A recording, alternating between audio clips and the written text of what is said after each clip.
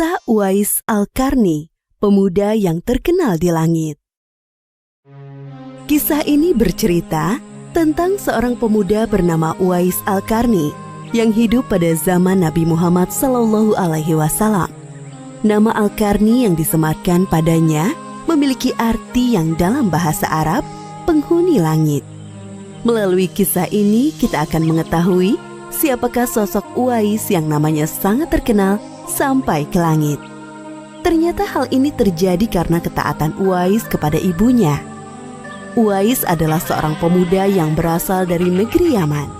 Sejak lahir, ia memiliki penyakit sopak, timbul bercak-bercak putih di seluruh badan.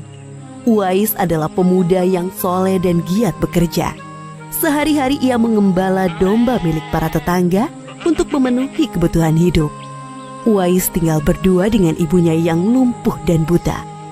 Walaupun hidup miskin, Uwais selalu bersyukur dan sangat menyayangi ibunya. Ia selalu berusaha memenuhi segala permintaan sang ibu. Uwais anakku, kemarilah sebentar nak. Baik ibu, apakah ada yang engkau butuhkan? Anakku sayang, mungkin hidup ibu sudah tak akan lama lagi. Ada satu keinginan ibu yang ingin sekali terwujud. Jangan berkata seperti itu ibu. Katakan padaku, apa permintaan ibu itu? Sebelum saat itu tiba, ibu ingin melaksanakan haji. Mendengar perkataan ibunya, Uwais hanya termenung sambil berpikir. Aku sangat ingin mewujudkan permintaan ibu. Mohon ibu bersabar sampai saat itu tiba. Aku akan mencari cara agar kita bisa pergi ke Mekah untuk melaksanakan ibadah haji. Oh, terima kasih nak. Ibu Uwais sangat bahagia dan memeluk Uwais sampai menangis. Ya Allah, bagaimana cara hamba membawa ibu hamba yang lumpuh dan buta untuk pergi ke Mekah? Sedangkan jarak dari Yaman ke Mekah sangat jauh, melewati padang pasir yang tandus. Biasanya orang-orang pergi ke sana menggunakan unta. Seekor domba pun aku tidak punya, apalagi unta. Uwais terus berpikir dan akhirnya menemukan suatu ide. Keesokan harinya, Uwais menemui pemilik domba dan membeli 1 ekor domba untuk dipelihara. Namun uangnya hanya cukup untuk membeli 1 ekor anak domba yang kecil. Setiap hari Uwais menggendong anak domba itu naik turun bukit. Orang-orang yang lewat tertawa melihat tingkah Uwais. Hei, coba lihat Uwais itu. Apa yang dilakukannya dengan anak domba itu? Dasar orang aneh. Uwais gila, Uwais sudah gila. Uwais tidak mendengarkan cemoohan dari orang-orang. Saat ini yang ada di pikirannya adalah ibunya. 8 tahun berlalu dan tibalah pada musim haji. Anak domba Uwais semakin bertambah besar. Beratnya mencapai 100 kg. Begitu pula dengan Uwais. Badannya semakin kekar dan bertenaga. Berkat latihan setiap hari, beban berat yang dipikulnya tidak terasa lagi. Sekarang semua orang tahu bahwa apa yang dilakukan Uwais adalah bentuk pengorbanannya kepada sang ibu. Uwais menggendong ibunya sambil berjalan kaki dari Yaman menuju Mekah. Subhanallah, alangkah besar cinta Uwais kepada ibunya itu. Sesampai di Mekah, Uwais tetap menggendong ibunya untuk bertawaf di Ka'bah. Di hadapan Ka'bah, ibu dan anak itu berdoa. Ya Allah, ampunilah semua dosa ibuku. Bagaimana dengan dosamu anakku? Dengan terampuninya dosa ibu, maka ibu akan masuk surga. Cukuplah ridho ibu yang mengantarkanku ke surga. Allah Subhanahu wa Ta'ala mendengar percakapan ibu dan anak laki-lakinya. Seketika itu penyakit sopak yang dideritanya sembuh. Hanya tertinggal 1 bulatan putih di telapak tangannya. Terima kasih ya Allah. Sekembalinya dari Mekah, Uwais meminta izin kepada ibunya untuk pergi ke Madinah. Uwais ingin sekali bertemu dengan Nabi Muhammad SAW. Dengan berat hati, ibunya mengizinkan Uwais berangkat.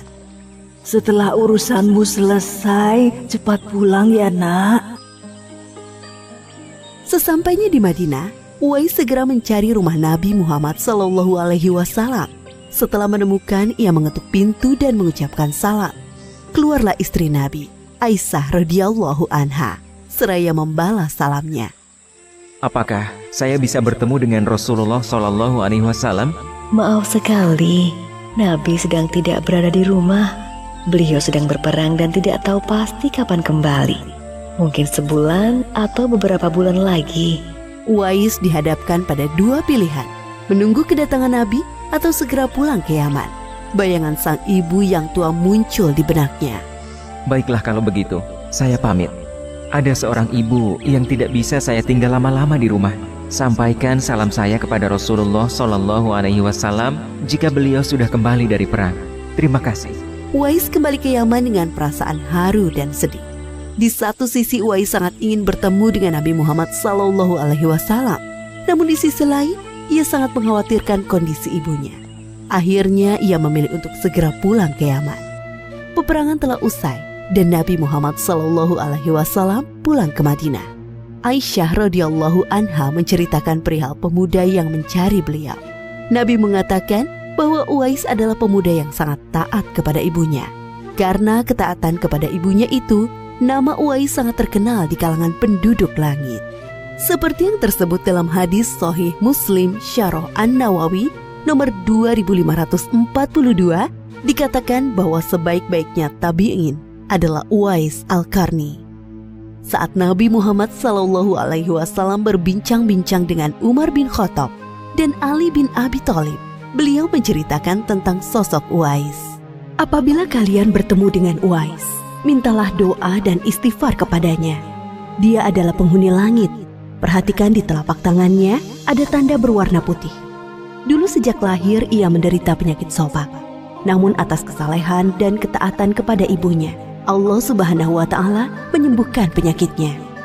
Sampai pada akhir kematian Uwais, terjadi hal yang menggemparkan. Banyak sekali orang yang hadir mengurus pemakamannya. Orang-orang itu adalah penduduk langit yang dikirim oleh Allah Subhanahu wa Ta'ala. Subhanallah, Maha Suci Allah, sungguh mulia sosok Uwais ini. Demikianlah kisah Uwais Al-Qarni, pemuda yang namanya terkenal di langit.